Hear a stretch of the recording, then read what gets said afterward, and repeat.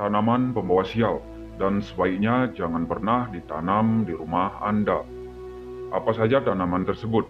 Simak dan dengarkan video ini sampai habis agar Anda mengetahui, atau mungkin di rumah Anda sekarang ada tanaman tersebut. Yang pertama, pohon pepaya atau istilah Bali disebut punyan gedang. Berdasarkan kepercayaan tradisional sejak zaman dahulu, pohon pepaya memang tidak pantas ditanam di halaman rumah. Pohon pepaya tak hanya dipercaya membawa energi buruk ke rumah, tetapi juga dianggap sebagai salah satu kesukaan makhluk gaib. Itulah kenapa pohon pepaya disebut tanaman buah pembawa sial.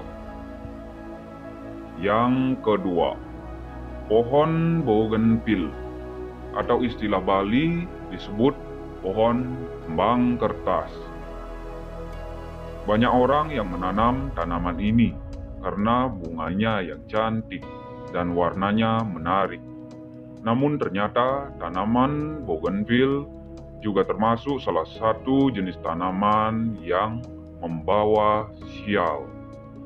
Menurut filosofi Feng Shui dan Vastu Sastra, tanaman bougainville sebaiknya tak dipelihara di rumah karena dapat menyebabkan kesialan, terutama dalam hubungan romansa atau hubungan rumah tangga.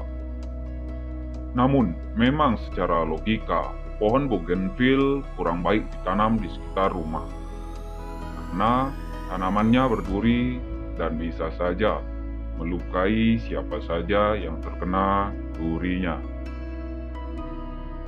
Kemudian yang ketiga, pohon kaktus. Selain bentuknya yang mungil dan sangat unik, ternyata pohon kaktus dipercaya sebagai pohon pembawa sial. Menurut Feng Shui dan Vastu Sastra, sebaiknya tanaman ini tak dipelihara karena menimbulkan kemalangan berupa konflik antara pihak keluarga. Kemudian, yang keempat, pohon anggur. Meskipun buahnya nikmat, namun banyak orang yang enggan untuk memelihara pohon anggur di rumah. Pohon anggur dianggap dapat membawa kebangkrutan bagi sang pemilik ataupun bagi orang yang mencoba menanam di halaman rumah mereka. Selain itu, ada juga yang menyebut pohon anggur sebagai tanaman buah pembawa sial, karena pohon anggur sendiri membawa energi negatif jika ditanam di halaman rumah. Yang kelima, pohon pisang. Pohon pisang atau dalam istilah Bali, punyan biu. Untuk pohon pisang sendiri, berdasarkan kepercayaan tradisional sejak zaman dahulu, pohon pisang memang tidak pantas ditanam di halaman rumah. Pohon pisang tak hanya dipercaya membawa energi buruk ke rumah, akan tetapi pohon pisang juga sangat disukai oleh makhluk gaib. Itulah sebabnya mengapa pohon pisang tidak cocok untuk ditanam di halaman karangan rumah.